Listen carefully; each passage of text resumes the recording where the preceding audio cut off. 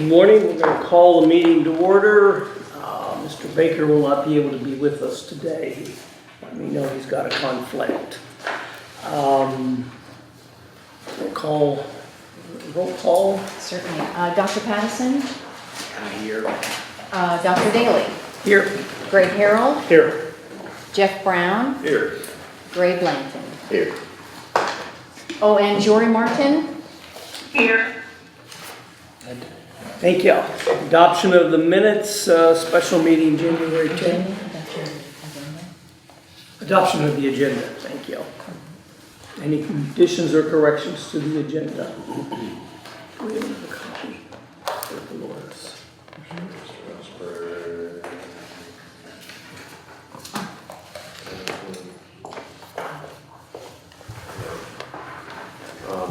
I move to adopt. Second. Discussion, all in favor? Aye. Opposed, same sign, motion is unanimous. Now the minutes from January 10. Mr. Chairman, I make a motion to approve the minutes of January 10th, 2020. Second. Discussion, all in favor? Aye. Opposed, same sign, motion is unanimous. Committee reports, executive committee. We don't have a formal report today. I think that the things that I want to discuss though is that we made a presentation, as I think everyone was there, to the board of directors. I think it was well received, and we're making progress towards working together more closely on economic development issues and also to clean up the past. So I think it's been a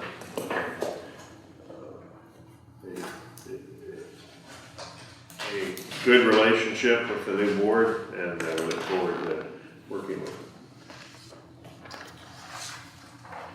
Do you want to comment on what the FOIA process we were talking about? I can if you want, Mr. Chairman.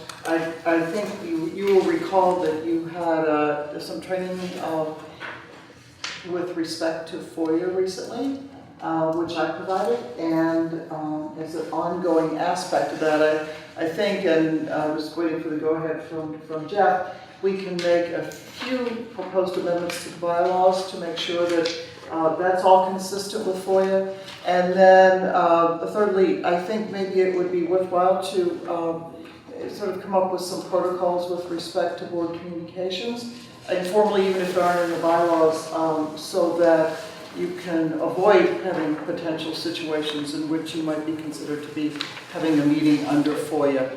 I realize that until recently, maybe you didn't have any formal training altogether, and I thought that might be useful for us to come forward to you with some potential protocols so that would assist. So if it's okay with you all, Jeff and I can talk about how we might modify the bylaws and then have some very simple protocols so that everybody is on board for what everybody needs to know at the same time that we don't end up in potential FOIA issues. I have some suggested bylaw changes, and I just haven't had a chance to share them with Sharon yet. I'm good kind of running them through to get a few ideas from folks, and then we'll propose them at the next meeting. Thank you. Does that address that? Yes, thank you. If I have a question. Sure. It's very difficult to run an organization without communications between meetings, obviously. I mean, business has to be conducted on a daily, very routine basis. I'm curious maybe if, and maybe the newer boards of supervisor members will answer this question. I'm wondering how the county, in your estimation or knowledge, communicates with one another so you're not violating. Well, let me just say right now, to be clear, we've got 3 board members here. They can't participate because then there comes a board meeting. So to answer your FOIA question and not to get into a FOIA issue, That's a great answer. That's a great answer. So you're on point then. So maybe Mr. Stanley, you have some insight on that. Well, obviously, you have to be real careful, especially emails. You can't email your members and everybody have a conversation via email, as Sharon knows. a lot of times when I will email out, Doug can email out and say, email me back individually, your response and your thoughts, and I can put it back out. You have to be carefully, as Sharon knows, you have to dance around it.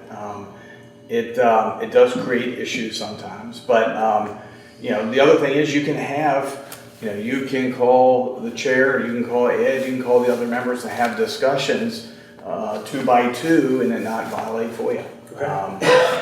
And eventually, a lot of times it's the chair or the committee chair that is able to get the word spread and make it happen. Thank you. Yeah, I absolutely agree with what Doug has just said, and so the conduct of business must be by the EDA as a whole, but certainly there are communications that will naturally be had, and you simply have to avoid the issue of having a meeting that does meet the requirements of FOIA. And you will even recollect, I believe, at the last meeting, the chair announced that you would be meeting with the board of supervisors. Yes. And that was a public announcement. No business was conducted there other than you all specifically, you and Jeff talking to the board, but because I'm glad that announcement was made because it did appear that other board members showed up. So that's one way in advance to say we're going to be someplace. I'm sure they've done similar things with the county. We're going to be someplace together to just advise. Thank you. I think it's important that we all, as members of the board and as committees, make sure that while we want to make sure we comply with FOIA, but we want to keep everybody on this board engaged. I don't want us to get where 2 people know something and 2 people do not. I want to make sure that, number one, that our committees, everybody in the committee participates. It's not just a unilateral decision on anything. And number 2, that when we're bringing something to the board, everybody knows about it. And how I think we need to balance that with the FOIA requirements, because all of our members we need to know what's going on with everybody so that there are no surprises and that nobody feels like they're being left out. We need to make sure we go, and if that means we need to go 2, 3 different times one-on-one, then that's what we need to do to make sure everybody knows. So if we could just keep that in mind. Could I just get a clarification on something? So if I send out an email to my entire board and then say respond individually to me, that's okay. But if they send it out to the whole board, that's you have a meeting at that point. Not necessarily, but what you really want to avoid is that where everybody's participating in the conversation, Sharon. Is that? Yes, exactly. And a lot of it, the courts have not told, with respect to emails and distributions, how quickly it has to be. But given the nature of internet communications now, the closer it gets to being a conversation, the more likely it is going to be considered a meeting. So if it's simply, there's attenuated time between it, the courts have said, that's not a quote-unquote meeting. But whenever you get past having communications, if you have a phone call with 3 people on it, it would be a meeting. So the closer you get to that, the more likely it is to be an issue. The separate thing, so that's why I think it's useful to have some protocols so that everybody understands. Right. The second thing that you should be aware of, FOIA has 2 aspects to it. One is the actual meeting type requirements. The other is if somebody were to ask for copies of documents, which include emails and texts and other type of communications, then that might be subject to disclosure under FOIA if it wasn't one of the exempted classifications, such as my communicating with you as attorney-client. So there are 2 different aspects of that, and you have to keep both of them in mind all the time. So if we get a report or something that is forwarded to us from a client or whatever, and we respond all, that's okay. I mean, I want to hear what other people think too. Am I the only one that thinks this, or? No, obviously you all want to know what's going on. Yeah. But the challenges of responding, of sending out to all have these little challenges on email with respect to immediate communications back. So that's where I think it's useful for us to help you with some protocols so that you don't inadvertently get into that situation. And it used to be no big deal problem, you know, with sending out paper copies to all because there was no instantaneous type communications with emails and then chat rooms and then all the digital stuff now that you all probably can do that I can't even. You have to be more cautious of the meeting requirements. So that's what we want to help you with. I think that was a sort of follow-up from where we were from the FOIA training, and we're just waiting for some go-ahead to work on putting this together for you. Okay, thank you. And Finance Committee?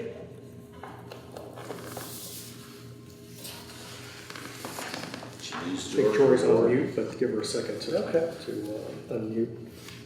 Oh, okay, there we are, sorry. I thought I was on. Anyway, the budget is in your packet. I will go through it briefly and any questions that, on my methodology, and then any questions that you all have, I'll be happy to entertain them. How I came up with this budget is I took the unrestricted cash, which at this point, as of the 15th of January, was $374,766.69.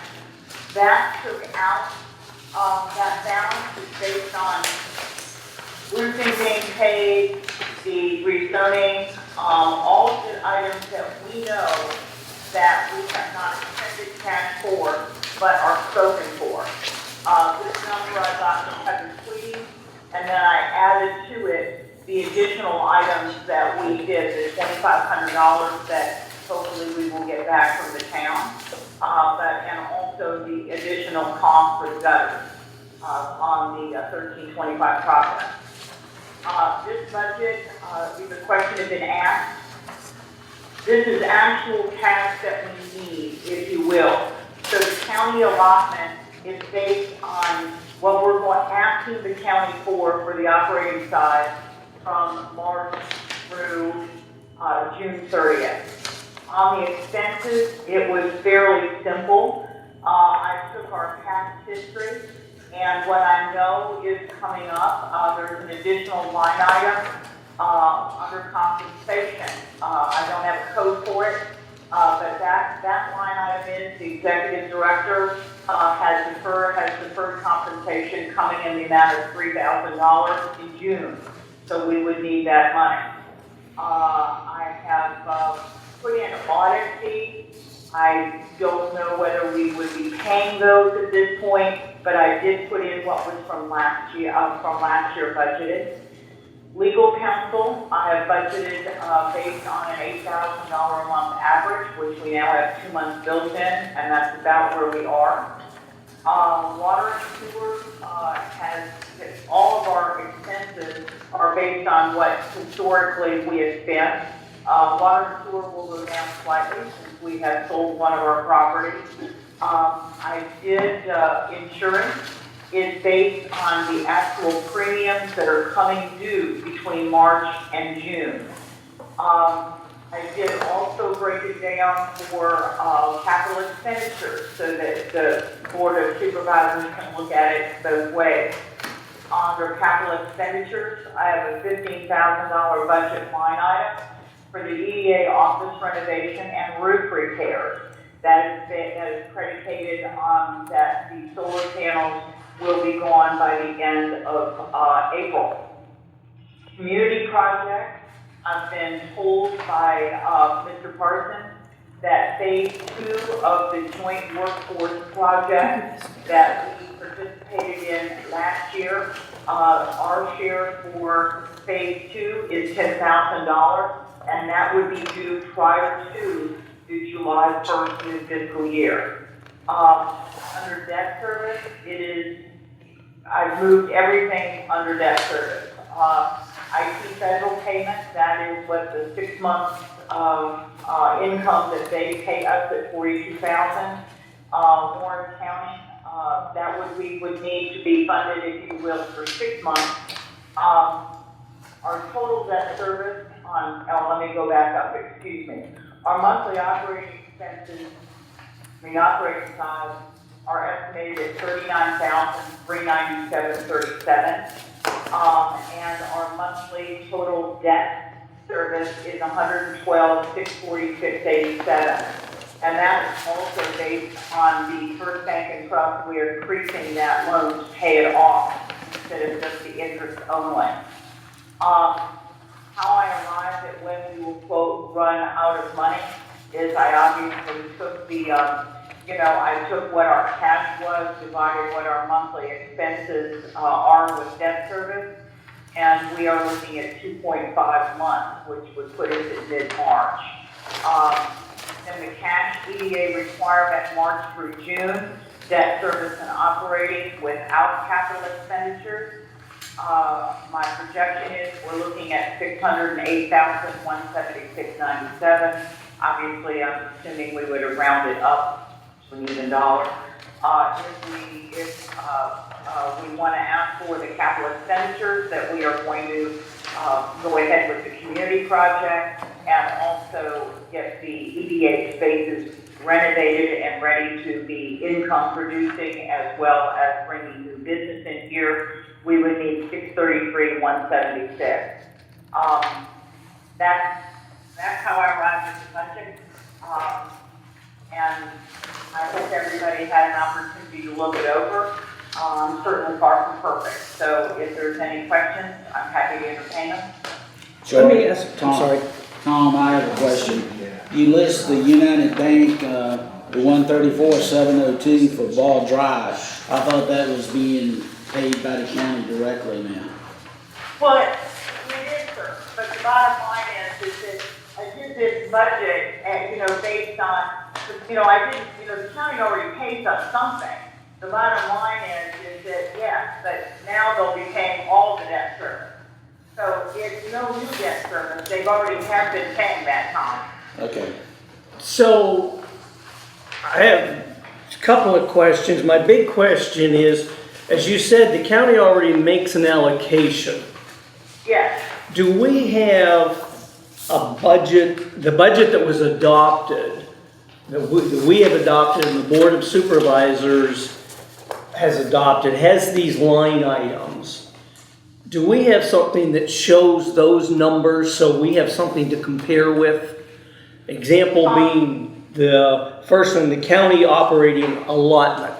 There's an original allotment that was done last spring.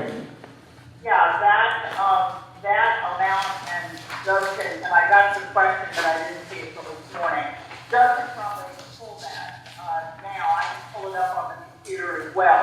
But I think their allocation to us for a yearly basis was, what is it, $62,000 a quarter? And which line item is this, Jory? On the county operating allotment, just our regular allotment that we get, not debt service. Okay. What it currently pays. Well, I mean, currently we're getting 108,000 and change a year from the EDA. That's what she's asking for. That's your answer, right there, Ed, right, last year's budget, they funded us on the operating side, 108,000. So quarterly, that'd be 27 grand and change. Yes, So we're changing the 27, so we're changing the 54 for the 6-month period to 200,000. that is correct. There's a significant amount of money, Mr. Parsons, that is outstanding on a number of projects. Leach Run is an example that the county has indicated a willingness that they have in their budget. If we had a preliminary, not the final number, but if we had a preliminary and reasonable, I don't mean just a pie in the sky number, but if we had a reasonable estimate that we could submit to them knowing that it's going to be reconciled, they had indicated they would be able to pay that out of the budget itself that exists. And if we did that, then this looks like, I'm not sure the entire committee looked at the budget. And I think if we could go ahead and do this preliminary billing, and then come back with something that the committee's been able to look at together and compare it with the current year, the current budget that's adopted, to be able to tell the board, we need X dollars for these line items and where the money is actually going compared to what was approved in the budget. Then they could see how we have moved in our budget, what the difference is. And by doing the interim billing, that would give us several months that we could then let the committee come back and work on this to revise the request. And I would like to propose that. I can ask Carolyn to start working on a preliminary number that she feels comfortable with, numbers that she knows are legitimate. I know we owe you debt service, legitimate debt, since at least January 1, 2019. We have not, y'all have not invoices, we have not paid, so. Right. And certainly I know that you've been paying that debt service to the bank, so I know that we owe you that much. So that's going to extend the time period of when we need to be requesting additional money, and that would give us time for to look at the current budget as it is and be able to say, okay, the executive director, we budgeted $49,500 and the amount is $49,500. There's no change here. Whereas consultant account, we have 62, we budgeted $7,000, we're gonna save $750, etc. Then you'd be able to look at that and come up with something that would be more specific, so that if we're going to ask, we can tell them exactly what we're asking for and why we need it, that we're up to date on our budgeting. I'm not sure that I quite follow, but if that's what you all want, we can certainly do that. This is definitely based on actual expenditure. Yes. What we know from me. I don't know what the additional debt service being billed at is gonna buy us a lot more time. But, certainly, Tom, if you wanna work on that and take that would be great. I can, certainly, you know, I mean, if you give me a number, we can put it and, work on this as a committee, but I frankly don't see what last year's budget is going to have much to do with actually what we need. But I'm happy to do it. I'm not sure it changes what we need, but it tells everybody that in June, we thought we would need X dollars for this item, for engineering and consultants. And instead, we are going to need Y dollars, either plus or minus. And whatever that is, you can look at this side and you can see the difference. And I think that's important to look at in the budget. Yeah, I mean, I agree with you on the 2021 budget. No, I'm talking this budget. It's a different budget. No, I'm talking this budget. There was a budget that was adopted, that we adopted and submitted to the Board of Supervisors, and the Board of Supervisors approved it. And that's what we're working on this year, and it says we have X dollars, whatever it is, for electric.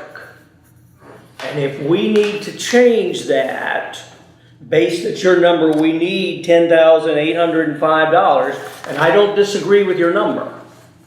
But I want to be able to show that the electric went up or down in our projection, and therefore the net is we need to request this supplement.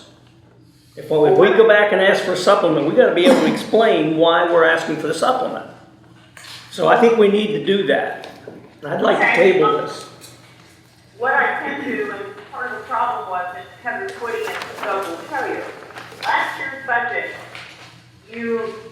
debt service, I can't even, it's hard to untangle, just like everything else.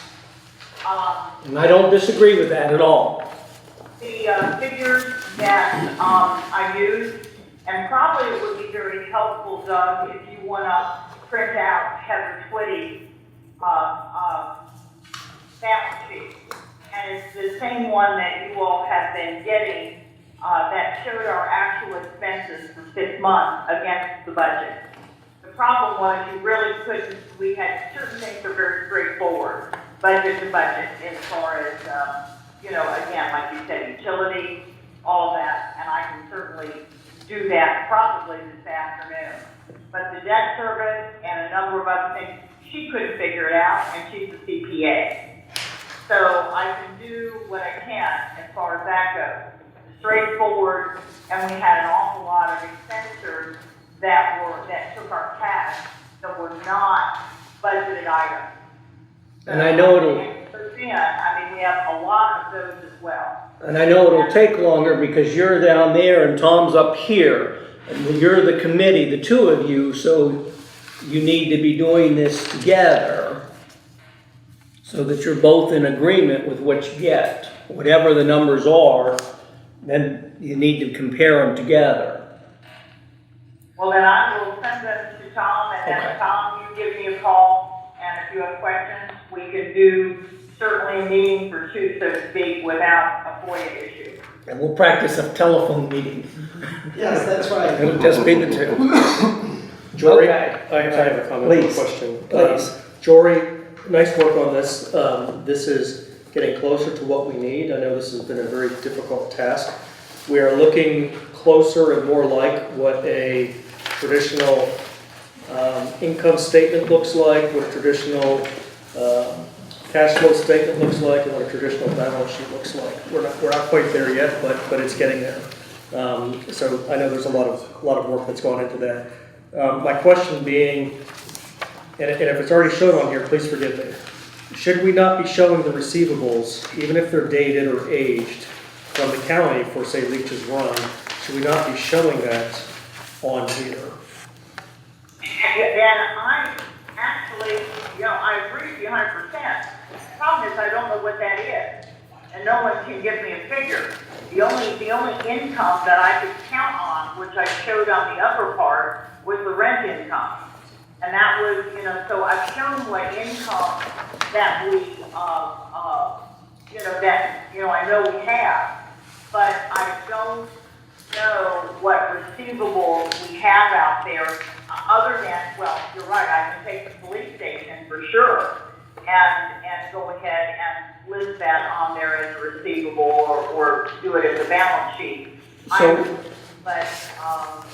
So we would have almost 9 million in receivables? Well, we would have Leach's Run too. I mean, we should know plus or minus what the receivable is on Leach's Run based upon the expenditure. And I know that expenditure is a little convoluted because that has been a mixed bag of money and shifted around toward other projects, if I'm not mistaken. I don't want to speak out of turn, but that's what I believe. That's what, so I did not use any of that money, obviously. And obviously that would not go on a budget because I can't. That could be a separate page with, if we have this is what we would need, if we get this in by this time. What, again, how I prepared this budget is maybe right or wrong. Right now, not counting on anybody paying us anything at this point and if that happens, we are looking at mid-March before, and we will be out of funds. Okay. Jory, if I may, I agree with the approach that this is a conservative budget based on, I don't want to say a worst case scenario, but like you say, no one paying us any money for the projects. We have identified what we believe are legitimate costs on the West Main connector, and we're gonna verify those with the town. I've asked Carolyn to try to put together a verifiable conservative estimate of billing that we can get to the county. So, I hope that we do get these monies in, but I think it is important to count on not getting them right now. And of course, anything we get will be able to ease the burden of the Board of Supervisors. I would say it would reduce what we would ask the county for.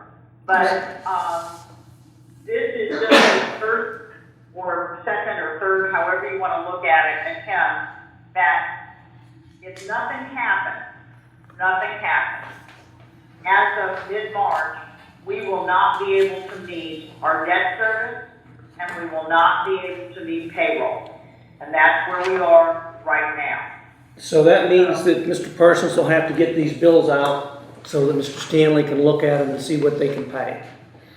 And that is exactly right. I wanted to make sure that you all have this information so that the Board of Supervisors were not on March 14th going to them in an emergency session saying, we can't pay our bills or pay our debt service. The worst case scenario, we will be out of money by mid-March.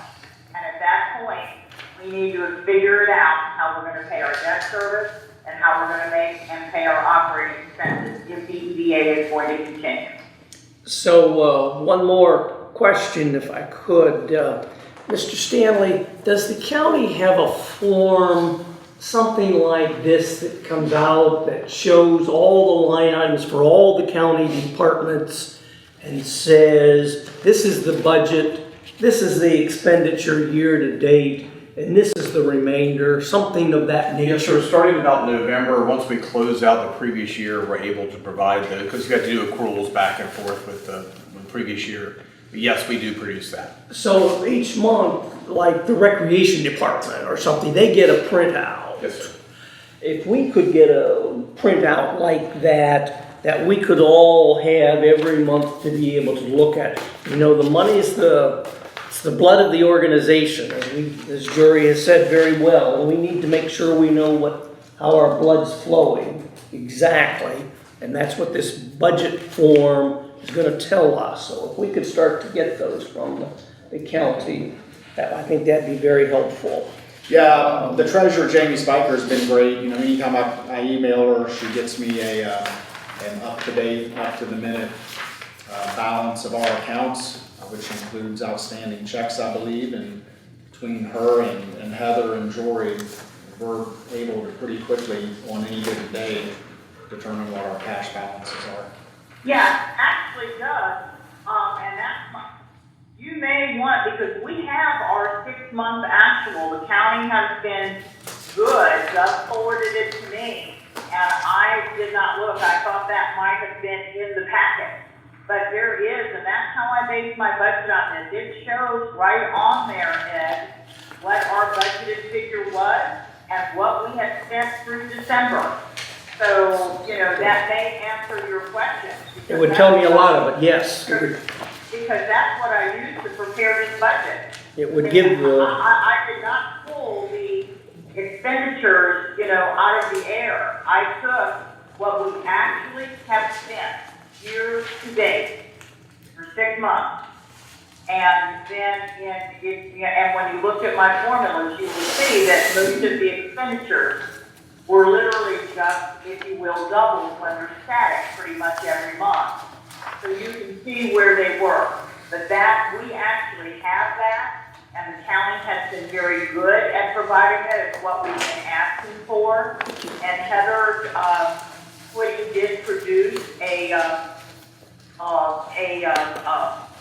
for lack of a better term, a financial statement that shows me where we were year to date, against the budget. When you look at that, you'll see part of the issue, because there's a lot of things that were not budgeted. There was actually a plug-in number for to balance. So it's not an easy thing. Expenditures are straightforward, but it's not an easy comparison, because we are not normal yet. We're working towards normal, but we are not normal. No, we are definitely not normal. And I appreciate all the work you've done on this. I know you've done several versions and looked at it. I think the 6-month report to all of the board would be really helpful In the county, from the county, if we could have that, the report that the county sent us, so. as of 12/31, so the first half of the Yeah. fiscal year. Yes, well, so it says 6 months to date, you had $20, and you've already spent 19, you got $1 left. You'll definitely see that in a lot of cases. Well, that's what I wanna see, I wanna find out. Not a problem. Doug, you ought to be able to pull that up and send it. And, Dr. Patterson, I will go ahead and revise this. You give me your schedule and I'll work around your schedule. I'm pretty free at this point for a while. Okay. Okay, Okay, I'll give you a call. all right, anything else from finance now? The only other thing is that, we do have which I did send out a proposal on the, solar panels. I am working on them, having a contract to us for Sharon's, advice.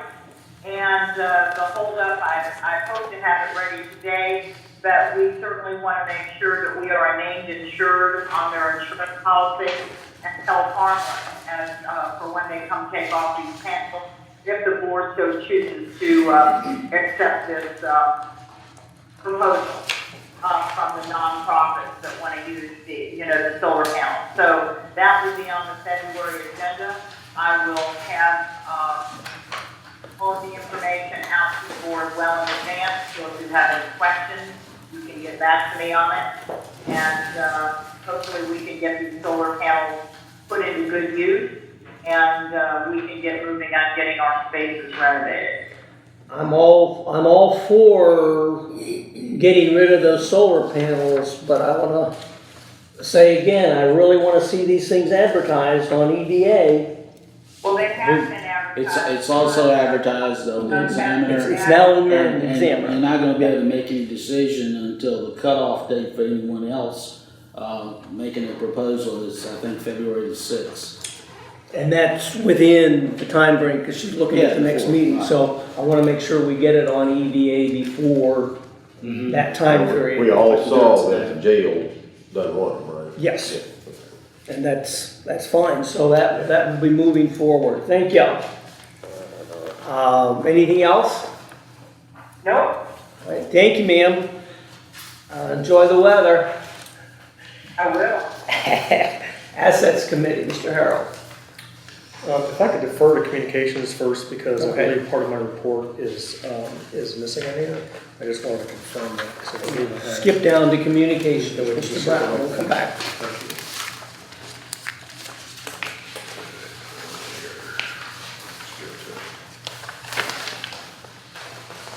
They're actually not in the packet, so I'm gonna hand them to you now.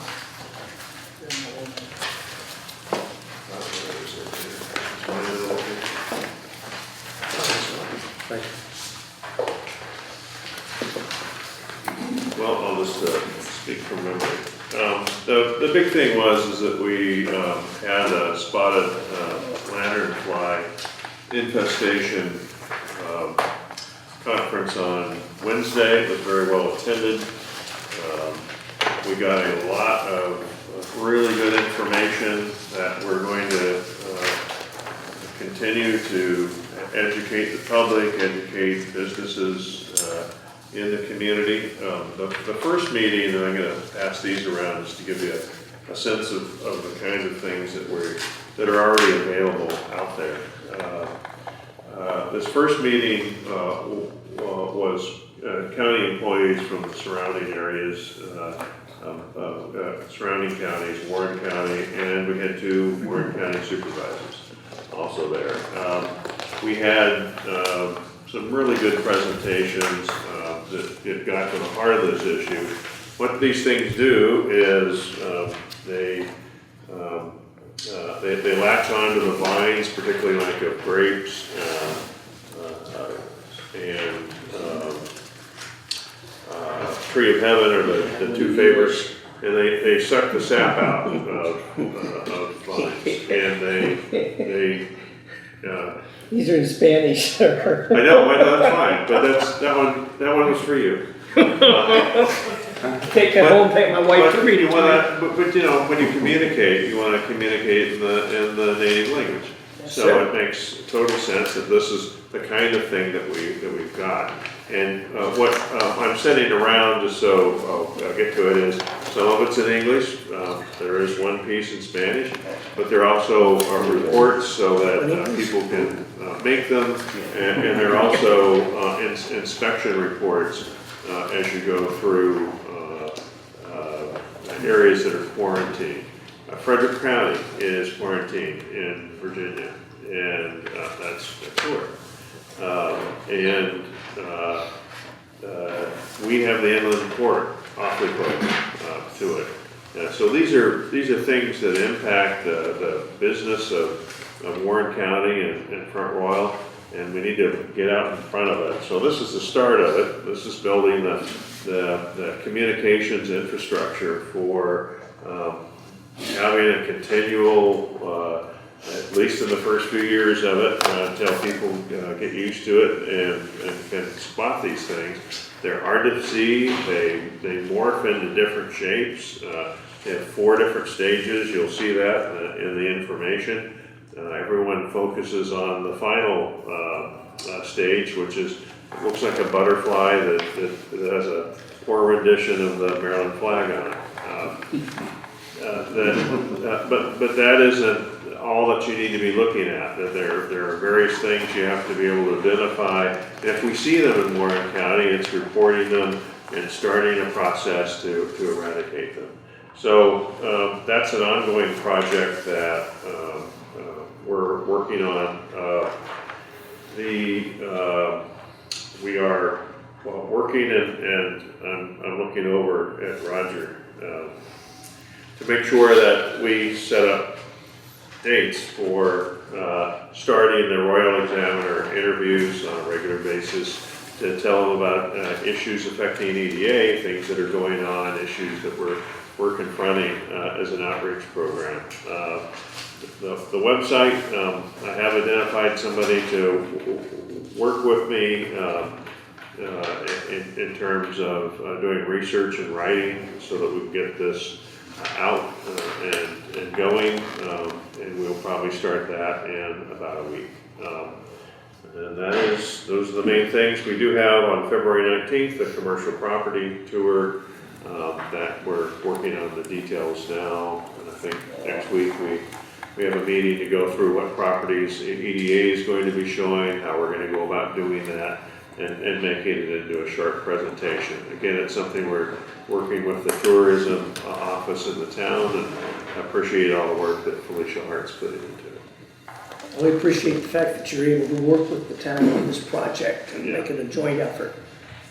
Hey Jeff, aside from the ecological question that the spotted lantern fly presents to the area, what is the projected economic impact that an infestation could have on the community? It's a good question. So one of the things that we learned on Wednesday is that Pennsylvania, which was the first state affected by, that's where they started. They came from Asia and made their way into Pennsylvania. They estimated last year that their economic impact was $500 million. So this is a very important issue, not only ecologically, but financially. Oh yeah, no, it's a huge issue for it. In terms of Warren County or Virginia, they got introduced. We were the second state to get these things. They were introduced into Frederick County, and it went from. Let's see if I have the numbers here. It went from 2,000 acres in 2018, and they're projecting that it's going to spread to 40,000 acres in 2020. So it's something that is going to impact our farmers, particularly our wineries. It'll affect people will have certain kinds of trees that lanternflies really like, and it will definitely impact transportation. And with major transportation hubs in Warren County, it's a really serious issue. So something we have to take extremely seriously and stay out in front on this. And it's good that we've got partners that are willing and interested to work on this. So it's been a very good start. Thank you. It's a good project. Anything else from communications? That's all I have. All right, thank you. We'll go back to assets. Thank you, Mr. Chairman.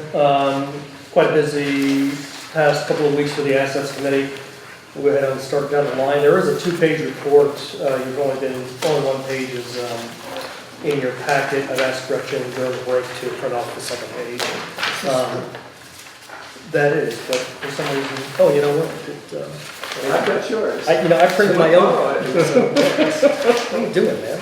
Well, somebody gave me. So no need for that, thank you. Afternoon winterization, so that saga continues. I'm not going to belabor that point for the committee meeting here. There's dates in here of communications that everybody can read. I'm hoping that is going to be a moot point very soon.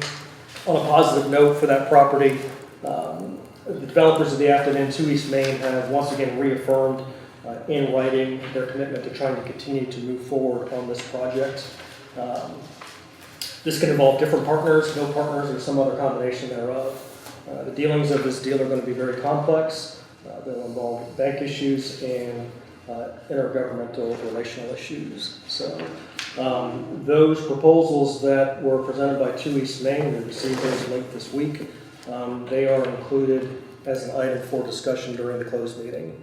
Thank you. Okay, so I see that as progress, and I see that as a positive step in bringing the resolution, at least another step to resolution of advancing this project. Lease updates, we've been working on lease updates. We're continuing to review the leases of the properties that we have occupants or lessees. The grazing lease was signed is in effect. I believe we have to pay for that for the year as well. The LFCC tractor trailer driving training lot across from our Kendrick offices is not fully signed. There's some basic legalese that needs to be addressed. It's very minor wording that needs to be adjusted in there. I don't foresee any difficulty in that as well. That's just a really administrative issue. We're really not able to fully execute on what Lord Fairfax's commitment is on that lease to the EDA because we're missing some marketing materials that we need to have incorporated into that, which I know that communications is going to be working on in the near term. So, 1325 Progress Drive. Jeff is working with Sharon on questions and concerns regarding the draft lease for Visionary Optics. Have you two have a pulse on that? Has that been sidelined for a bit? I have not responded to her, so it's not mine. Okay. She's done her part. Okay, it's not a high priority right now, but it's just an Yeah. That's No, it's down on my list. burning down. Exactly. So we do still have tenant leases at the East Main Apartments. I'm going to defer action on making a recommendation for any type of lease adjustments on those for at least 30 days. We have 2 interested parties in purchasing that building, and I don't see the need to expend legal services on modifying those leases. Just we have an opportunity to pull that asset out of our portfolio. Also, I think from a standpoint of the tenants, you don't want to raise their rent or give them a new lease and then the new tenant's stuck with it. So. Right. 404 Fairground Road, positive news on that. I'm going to let Doug Parsons take the credit, and I don't want to steal his thunder on that. So if you want to give us a quick report on that, please do so.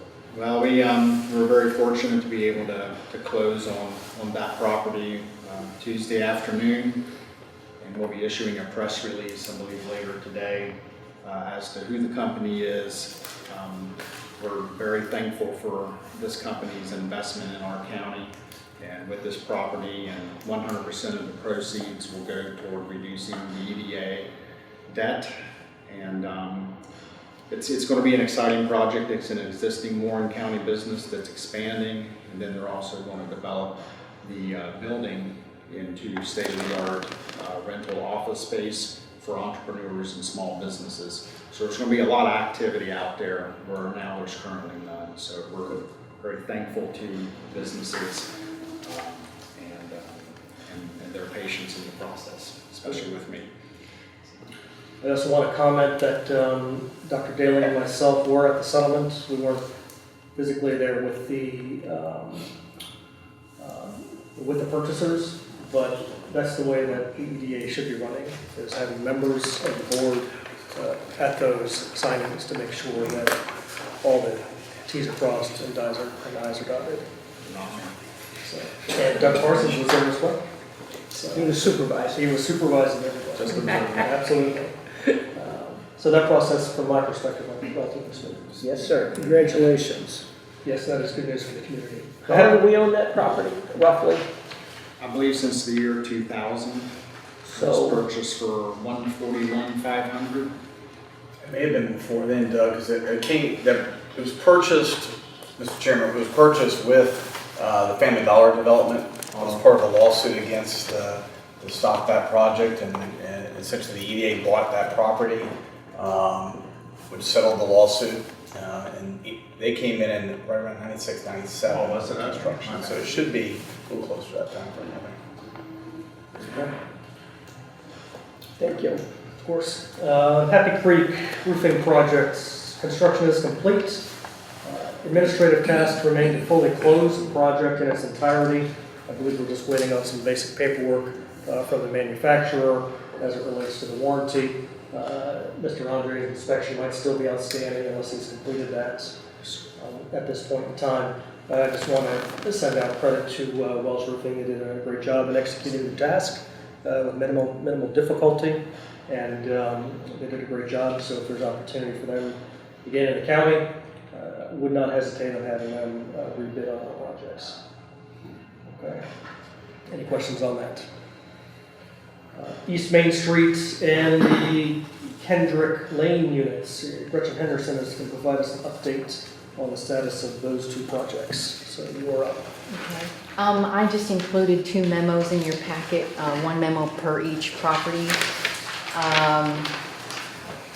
The first one, and I mean you can read in front of me, but just to thank Michelle Smeltzer, the Department of Social Services, and Pam Williams, who's the director of Potter's House, which is a woman's domestic violence safe house, for helping me to take all the abandoned property in both the Main Street Market storage units and the Avtex building Suite B, to clean everything up. And you can see the list of charities there that we were able to kind of share all those items with. And then Mr. Harold asked about an update on there were historical artifacts that were in Suite C that was to have been designated a museum. And just a little kind of a history there of how we found the suite, and the fact that we took all of the artifacts that were there. And thank you to Brandy Rosser and her crew at Warren County Maintenance for helping us relocate all of those items to the west basement, which is the basement on this side of the property. So everything we found there has been relocated, and it's safe from the elements. And just the suite itself has been updated with termite inspection and fire inspection. So it needs general cleaning and electric service, and then it would be good to rent. Thank you. This material, I'm sorry. This material that you found, that's from Avtex? Mm-hmm. Yes. I wonder if it would be worth exploring if the Historical Society would want to put it on display. So, no, that's a great idea. So I believe, and somebody else in this room might have further information than I do, but I believe as part of the settlement with the FMC Corporation, we were required to build a museum of the artifacts. That hasn't happened to That date. is correct. Thank you, Jory. There was an MOU, so Doug Stanley can expound on it. So that was supposed to have been done the time frame, I believe it was like 2007, that was supposed to have been completed. They looked at several places. We were originally going to put it in the EDA building itself. But yeah, that was, and there was money that had been parceled out for that and paid to individuals for sure, to get the museum going. And obviously it never happened. Okay. This was 20 years ago? It was not quite that long. I came in on the tail end of it. We tried very hard to get the museum, to get the other partners moving on it, but it did not happen. I wonder And all if, the artifacts at that point were being stored down at the storage area at the end of Kendrick Lane. So it was in the warehouse down there because monthly rent was paid every month to store those artifacts there. so I wonder if we made an agreement, however long ago we did this, to create this display, this museum, whatever we want to call it. I wonder if there's any requirement that it be located here. No, from what I understand from the old MOU, it just had to be, a museum had to be built with the artifacts. In fact, there was, if you go back through the financial records, the Historical Society had been brought in. I believe the two folks were from Richmond. They did extensive research on Aztec and the history and had the artifacts identified, and they were, as I said, all at one point stored down at the end of Kendrick Lane. And after I left, obviously I don't know where they are now or if they still exist other than what we found, what Gretchen found. Mr. Parsons, let's talk sometime with the Historical Society and see if they might have something that we could do to put these out on display someplace. Maybe we could help to do that. If we could just look at that sometime. Yeah, if we could have like a touring exhibit of some Yeah. level. At least let's get them out now while they're in. Oh, we got this big building across the street. We can put them in there. We got a huge building we own. We do, over don't there. we? So, Just to give you another update on it, one of the things that Felicia Hart and I have talked about is the museum. Okay. Because it is a requirement of the MOU for this.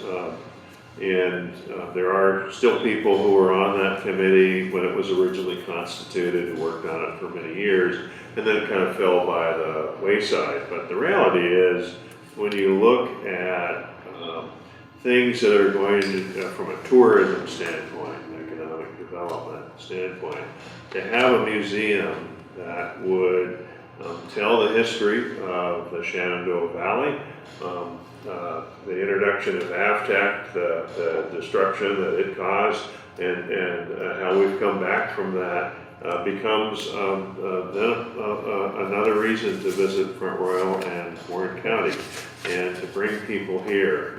We're close enough to Washington where you're going to have busloads of school children coming down to see that. They're going to go home and tell their parents, and they're going to be coming here. So from a tourism standpoint, and ultimately from a quality of life and attraction of new business, becomes an anchor for what it is that we might be doing. So it's on our list of things to do, just not as high as Not as high as the budget. not as high as the budget and some other things, but it's definitely we're looking at it. And I'd love to get Joy. It sounds like you have a lot of information. We ought to be talking more about this. okay.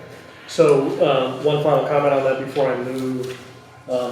It would be nice to have a catalog of those artifacts because I'm sure that nice and interesting things tend to walk away over the years. If we don't have a catalog of those items, we really should. I don't know what was originally left and what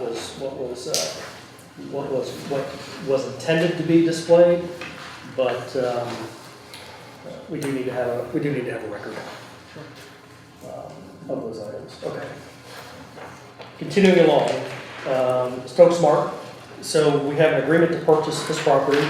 This is the actual marketplace, the old marketplace. It's had several different names in the recent past. The contract can be presented today to the board. I can do that in open or I can do that in closed, whatever the favor of the board is. If this process and project is fully executed, there will be exciting things happening at this location. There will be a more formal announcement, potentially on our communications. I think I've lost everybody. Sorry. Mr. Chairman, I believe that's on for closed meeting right now, and I would recommend we start there, and then if the board. And then we'll come back to adoption. If the board wants to, Yeah. yes. Yeah, there, Okay. yeah, Okay. so we can go through any questions. Yes, okay. The potential purchaser is here. I don't know if he wants to be identified. He just shook his head that he's indifferent. So, Mr. Huck, if you want to, like I said when we met previously, we don't want to steal your thunder. We want to make sure that we roll this thing out properly. If you want to keep it low key right now, that's fine. I figure we go through the formalities. We're gonna put a donut shop there. My brother-in-law's here from Louisiana. We've been working on this project now for a little over a year at the place we're in.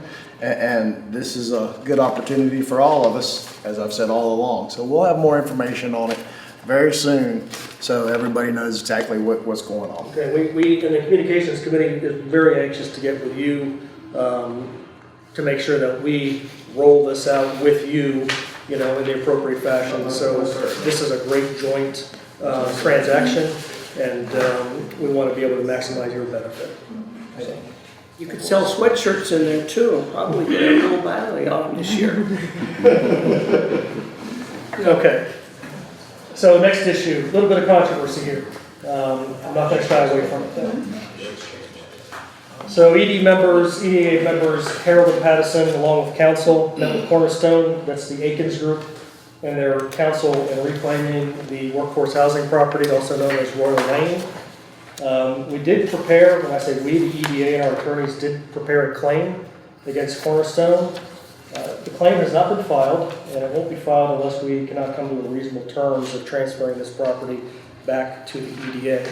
But I do want to say that claim was sent to Cornerstone, and that was what precipitated the meeting that we had not too long ago.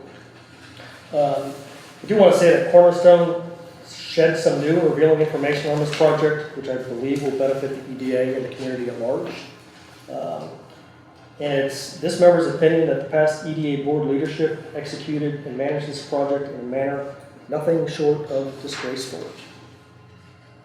There will be a more expanded statement regarding any settlement and the management of this project at a later date.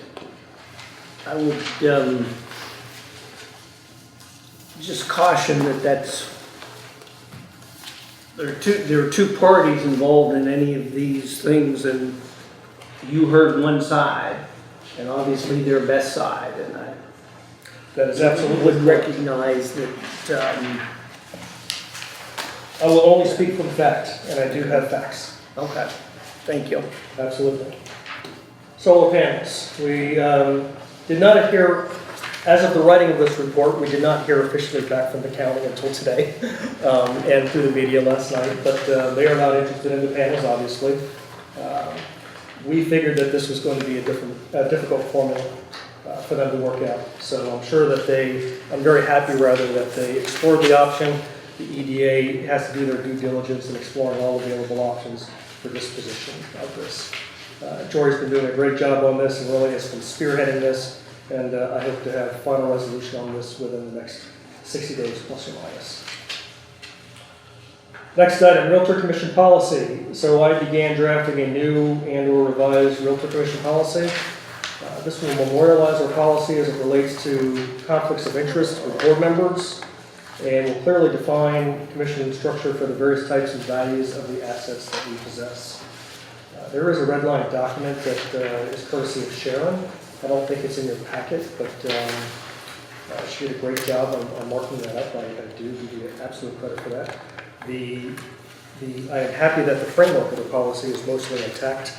Sharon's comments at this point were really instilling the legalities of it and the legal information, the legal language that need to be incorporated into such a policy. So she's gonna take this draft that you did Yes. and has marked it up She has. and so forth, and then she'll give us a final one next month. Am Once Greg gives me responses to the comments that I made, Okay. because there are some questions in there embedded in some, in a few places, so I think that would be helpful, and then at that point, we'll give you another draft back. I don't mind if you want to just, or I can send the current draft around, but I think I would like to hear Greg's responses before you do a final? finalize it. Okay, thank you. This is a very, very much needed document. Yes. For our operation. We appreciate it. So there was a lot of thought in there, and I think it would be a good document and a good tool when we're ultimately completed with that. Kendrick Lane roof ballast quote. So once we remove the solar panels from the building, we are going to need to reballast this roof. That is generally not a cheap proposition. I know that Doug has been working diligently and trying to obtain quotes for that. Roof ballast is not overly common in this area, just by the level of construction that we perform. But there are contractors that do it, and just to explain the process for people that don't really understand or know about that, roof ballast is basically just shooting stone up on the roof and holding the existing TPO, which is the material that provides the actual waterproofing membrane on the roof. So it basically just holds the roof in place. It's usually a rounded stone, so it doesn't tear the product underneath. And it actually protects the roof membrane, and it provides longevity to the membrane as well, because it's not exposed to the elements and to the sun, which tends to break it down. Police Department. So I'm going to give this a rest this month. But we all know that we haven't been paid, and the town can't produce a legitimate loan commitment. If we have problems with the roof, we may want to temporarily move the offices over into our They other have building. or nice something like space that over if we there. need to. I think they have a big conference room that when we get more people in here, that we could just Put ourselves over there. walk We have right no over. conference room over there. That's right, that's right. Thank you, sir. Thank you, my report is done. Any questions? I want my copy back. Your copy back. Thank you. All right, Executive Director, sir. Okay, Good job. Thank you, sir. I'll go through this quickly in the interest of time. Financial management, I think we covered, the finances themselves with Jory. I do have an update on Yalhide Barber. They reached out to us here within the last 48 hours. They proposed a meeting to discuss the status of the FY18 audit on January 30th. I believe our accountants are available that day, so we're planning to meet in the afternoon. Can you be there? I'm not sure. See, Mr. Patterson can be there also. And, Absolutely. Absolutely. Maybe either Mr. Harold or Mr. Brown, because I cannot be there on the 30th. And Okay. Jory's, if either of you wanted to be there also, because You get conference her in? well, you can conference her in, that's fine, but, because they need to get, Yeah, we need to all be in the loop. That would be 3 then. yeah, that, well, if Jory can do it on the phone, that's okay if Tom can be here, yes. That'll work, and that'd be fine. I'd just like to have the board get after them on this audit. This is long overdue. Yeah, and I also asked them to verify that 17.5 is about in the ballpark for their fees for this audit. For this year. Mhm. Yes, sir. And we're advertising for next year. We will definitely do that. When are we gonna do it roughly? I should be able to get it out early next week, Okay. as far as that goes. I've got a And couple then it'd RFPs be to due get out. the end of February or something? Sounds good. Yep. Okay. And that can be on EDA also. I'm sorry. That can be on EDA also. Okay. Thank you. Let's see. Also, Heather did say that, I talked with Carolyn and Heather. We believe we're still on track for January 31st. Yep. For those proposed adjusted journal entries. And the items that YHB had asked us for a couple of weeks ago, Heather did say that, after this meeting, depending on what the status is, because we didn't get a lot of detail in the email from YHB as to what they were going to be looking for. We're just going to be back and forth through February, but at least the ball should get rolling and we should start to pick up steam on getting this thing finally done. Will the 2018 audit show information that could be used in the court cases, in the civil cases? I think that's entirely possible, yes, sir. I hope. Absolutely. And then just to follow up, the FY19 audit ought to go a lot quicker. There were some possible shenanigans from July 1st through the end of 19, but from January 1st of 19 through July, it should be clean as a whistle. Okay. Let's see, I'm just going to skip down here to one thing I want to mention on 404 Fairground. I was quite remiss in not thanking Rob McDougall, the broker who brought us the client and who helped greatly to get through some of the challenges that we had. So I just wanted to thank Rob for his help there. Prospects. We had a prospect for 426 Ball Drive, but they are now more interested in the parcels of land. They are looking in Virginia, West Virginia, and Pennsylvania, and they were not able to find a building that suited their needs, so they are now looking at raw land. I want to thank the Randolph-Macon Academy yet again. They came back out, used their drones to fly these lots. Not only did they give us video and pictures, but they did a 3D scan that measures the topography to help you see through the trees. And this technology will allow our clients to deduce the cut and fill necessary to reach a certain grade on either of those parcels. So I want to thank Brian Kelly and his students again for coming out. Let's see here. Yeah, we had our second industry roundtable meeting on December 19th at noon at the Virginia Inland Port. I want to thank the Inland Port for hosting us again. I want to thank Nancy Price from VEDP and Jeannie Ann Clark from Lord Fairfax Community College for coming out and presenting their resources to the group. The new Board of Supervisors members got a tour of the port facility, and we had approximately 20 people, which I think is a pretty good attendance for that event.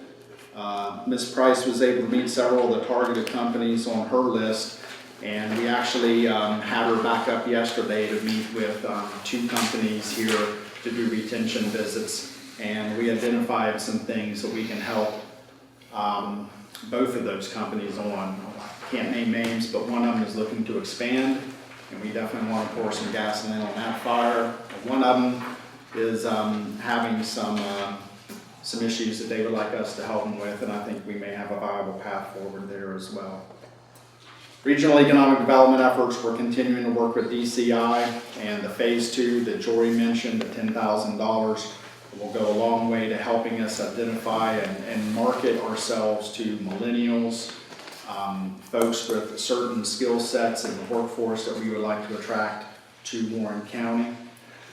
Leech Run Parkway, the contractor, Brand Civil, has completed their work, and Pannoni will review the pond number 2 as-builts that they submitted. And now we just need for the earth to go around the sun a little bit more and warm us up and get some grass growing out there. And once we get that sod growing and the DEQ is satisfied, then by God's grace, I think we may be able to finally close this project. The site characterization project, we've submitted our corrections back to VEDP. I noticed some information on the port report, so it wasn't quite accurate, and I've submitted the needed data for the electrical and the fiber to make those corrections, and I'm hoping our scores will rise there. Business retention, I think I just mentioned, we had Nancy up yesterday for a couple of visits, and we'll certainly be visiting with more folks in the future. Questions? Thank you. All right, County Administrator, Mr. Stanley. Yeah, Mr. Chair, members of the board, first of all, You were right, Doug. I want to correct myself. EDA took possession of 404 Fairgrounds on January 14th of 2000. I think the lawsuit was filed back in that other time frame, and there was a settlement, but for whatever reason, the transfer didn't happen until later. And purchase price was $141,500. Congratulations to the EDA Board and the Asset Committee for getting 404 sold, and hopefully the Stokes Market as well. Peeling back the layers of the onion, and hopefully we can, cut this thing down a little bit. Yep. As far as my report, Development Review Committee met this week on January 22nd. We may discuss projects in the county, including the site plan for 6475 Winchester Road. That's the warehouse excess project just north of the RSW Regional Jail. We anticipate them filing a site plan later this spring. Of course, site plan, DEQ, stormwater, they've got to relocate a town sewer line. It's going to take some time to get all the approvals on that project, but we'll keep tracking it. The multi-tenant building that will replace the Chevy Chase Bank building there at the corner of Riverton Commons, that's moving forward. My hope is that they should be getting their DEQ plan approval here within the next week. Then they have to get their permit. In the meantime, they can do some interior demolition, but as soon as they get their DEQ permit, I imagine that the bank building will be torn down and they'll start construction. 2 tenants, 2 of the 3 we know, Five Guys Burgers and also Chipotle. Proposed expansion of the Auto Care Clinic, no long facility on Route 34522. They're looking to build a 5-bay addition to that enterprise. We've got 6 pending short-term tourist rental applications and 2 private use camping applications. The committee also discussed town projects. The Sheet site plan, that's the Shendo Motel there on Shendo Avenue, heading north out of town on the right. The DEQ has responded with additional comments. Their engineer has to respond back. They too are doing internal demolition work before they get their site plan approved. And they've got asbestos removal, as you can imagine, from a 1950s era motel. Daycare was approved at Farmville Business Park. There was discussion on housing, local motels, and the transition from short-term to long-term occupancy. A lot of our kind of the older tourism motels in the community are turning into long-term stays, and they talked about those issues. The Rite Aid has submitted building permits to be converted to a CVS. Don't know what's going to happen to the CVS in the shopping center. My guess is it would replace that, and we don't have any additional information at this time. And lastly, they just had some general discussion on affordable housing issues in the community. The committee will meet again on February 26th. New housing starts and review the new construction for 2019. I want to report that we had a total of 150 new home starts for the calendar year. Of that number, 24 were inside town limits, the remaining 126 outside. As a comparison, in 2018, we had 157, I believe 181 the year before that. So this represents the second year in a row of decreased home starts. Our annual housing gross increase is 0.88%, which is below our kind of 2 to 3% max, which is outlined in the comp plan. Delinquent tax sale, TACS, which is one of the 2 firms that handles delinquent tax sales for the county, will hold a sale of approximately 30 parcels on February 20th at 2 p.m. at the Warren County Government Center. And we'll put out a list of those properties. No, sir. Broadband, the governor's office is working to bring high-speed internet service to every Virginian by the year 2028. They've been working to increase grant funding for localities. They've got $70 million that's proposed in the biennium budget, meaning $35 million each year. We're talking with both the governor's office and Comcast and CenturyLink about the underserved areas of the community. We're very fortunate. 85–90% of Warren County has high-speed internet. And part of that is that the urban area of the town is completely covered, and that's over 40% of our population. But we do have some outlying areas of the county that you've got less than 15 homes per mile. It's a little bit tougher sell. We can't force Comcast to go in. CenturyLink's equipment is the old 812, 16 copper pair wire that really doesn't get it. So we're talking to them about, if we can do a grant. The county would have to apply for it, but to get state funds to be able to get one of them to go in some of these areas and come up with solutions. Fire and Rescue Training Facility, we received 3 bids for the project and currently being reviewed prior to making a recommendation to the board. A couple other things that aren't on the report. We are Jeff getting some banners, lanternfly stuff they have, but we're gonna have local contact information on that, so they can call our local extension office. And we're gonna try to probably put one in the government center, one in the library. You saw the newspaper about the solar panels, and there is a letter forthcoming. We really sincerely appreciate the opportunity to look at that Appreciate you looking option. You know, just at the end of the day, and I'll be happy to share the engineering analysis. It was basically a 10-year payback at saying that if we were given the panels based on relocation, then you look at life cycle and all the other costs, that kind of return on investment was not what we were hoping for. I know the original estimates were the EDA was going to save $14,000 a year here in town in a 5-day-a-week, 8 to 5 operation, and the town rates are cheaper. Going out to REC, we figured, okay, cost or more expensive electricity per kilowatt, plus REC allows net metering, plus we're a 7-day-a-week operation. We hope that 14 number would have been 20-some thousand, but it was 9. So it definitely, the math didn't work, and again, appreciate the opportunity. Well, thanks for everybody that was involved in taking their time. We knew it was going to be tough. But thank you for exploring it. Nope. Let's see. Again, we talked about the EDA debt. If you can get invoicing, and we know we haven't paid since I believe January at least of 19. The last thing, we took over maintenance of your facilities here in the last year, and one of the things that we've been trying to do over the last year, and we knew it was going to take a lot of work, is clean up the lot across the street. Last fall, we were able to clean up the front of the lot, and this winter, we've gone in and really started working on clearing out the tree line that had grown into the fence in the back of that lot. I think really kind of trashing it. Nothing had been done, I think, as long as the EDA owned it. And we got a little bit left to do, but most of that work has been completed and looks a lot better. So hopefully when spring comes, it'll show a little bit better. Thank you. Okay. Thank you. The for sale sign that's still in front of Shenandoah Motel, that's not relevant. So, Mr. Stanley, on the commercial industrial project, the multi-tenant building, which is formerly Capital One, I know they're beginning the demo process in that. Is that one of the locations for the new dining establishments, or is that something different? Yeah, so it'll be a 3-unit building. Okay. And the Five Guys and Chipotle will be 2 of the 3. Okay, got it. Understand. Do we have a report from the town? Mr. Kendrick is not able to be here, so. Okay, there is no report from the I have town. a comment on that item, though, if you don't mind. It's innocuous. Okay. I appreciated when the mayor came in and talked to the group. Yes, sir. And I thought that was very beneficial. And I want to make sure that the mayor understands that he has an open invitation to come and address the EDA. The mayor and Anytime anyone that he from the likes. council, are Anybody all from the invited council? anytime they would like to. Absolutely. We want to make sure that invitation is fully open for them, and we do appreciate that. Absolutely. We appreciate the board members who are here. Correct. And we have said before, we appreciate anyone from the town who would like to come and to our meetings. Sorry they're not here today. Very good. Town council needs to listen to the mayor. Motion to go into closed session.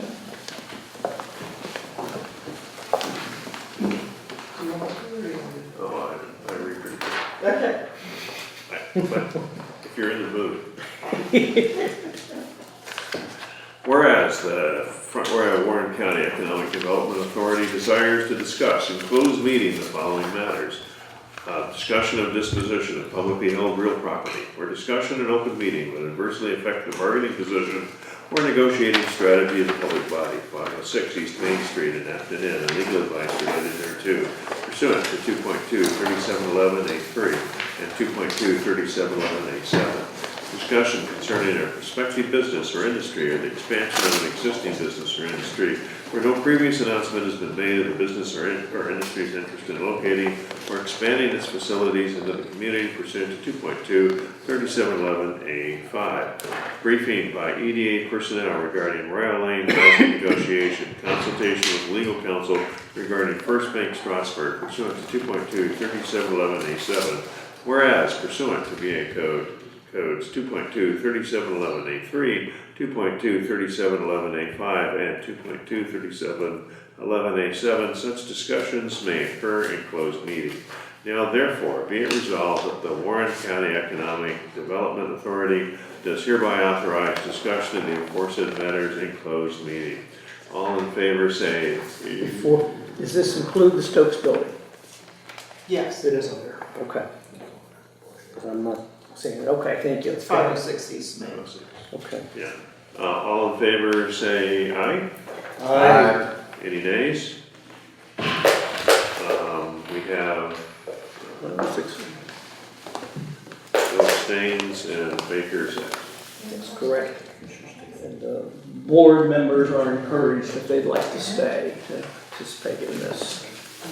Okay, if you don't mind, Mr. Chairman, if I could Please, just please. make the quick succinct version of the certification motion that you have to have. You Yes, were please. routinely aware that the board only talked about in closed meeting those items for which it went into closed meeting.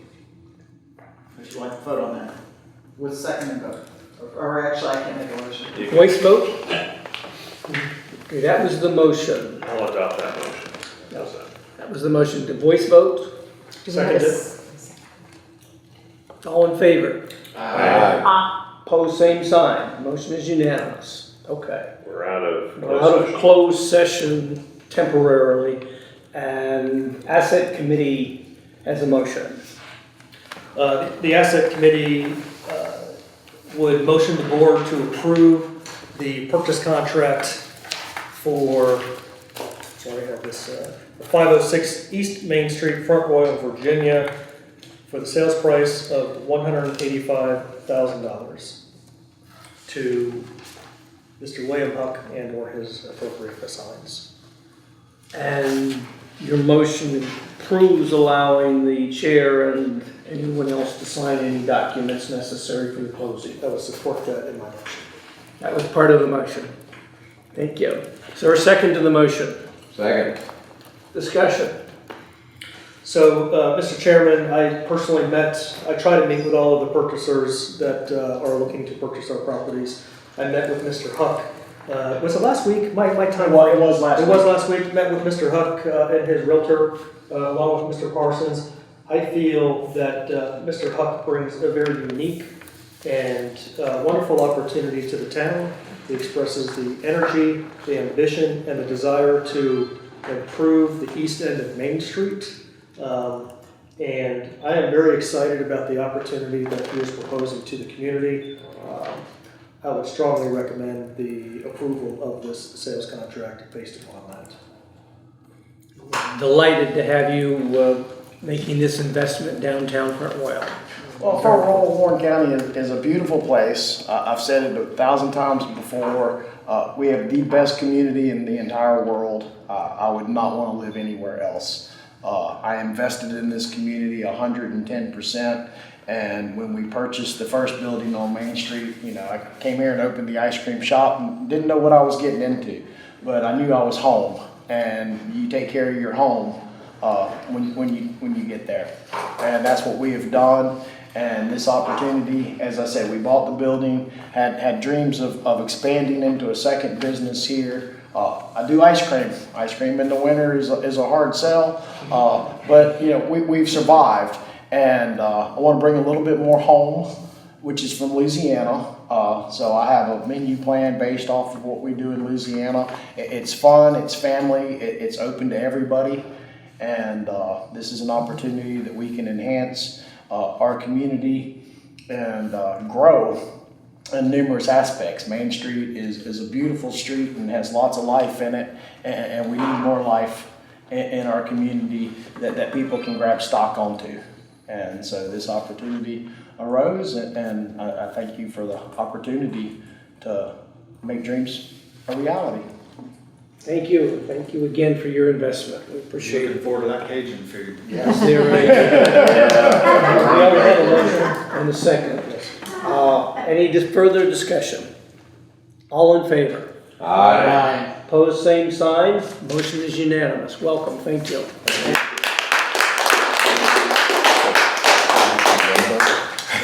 Thank you, sir. Thank you all very much. We will now go back to closed session. Go back. Short that we only talked about things that were permitted in the closed session. For a second, I'll second. discussion. Roll call. Dr. Pattison, Aye. Yes. Dr. Daly, Aye. Mr. Harold, Aye. Mr. Brown, Aye. Mr. Blanton, Aye. and Mrs. Martin. Aye. Thank you. I want to thank Virginia Hills Church for our donuts this morning, and they give us lots of nutrition for these meetings. We appreciate that. They're delicious. And they're very good. I'm taking mine home to my wife so I can get brownie They're points. diet-free. That's what I'm going to do. Anything else to come before the board? Anything else from the extension office? Nope, not a thing. Motion to adjourn. Second. All in favor? Aye. Opposed, same sign. Motion is adjourned. We are adjourned.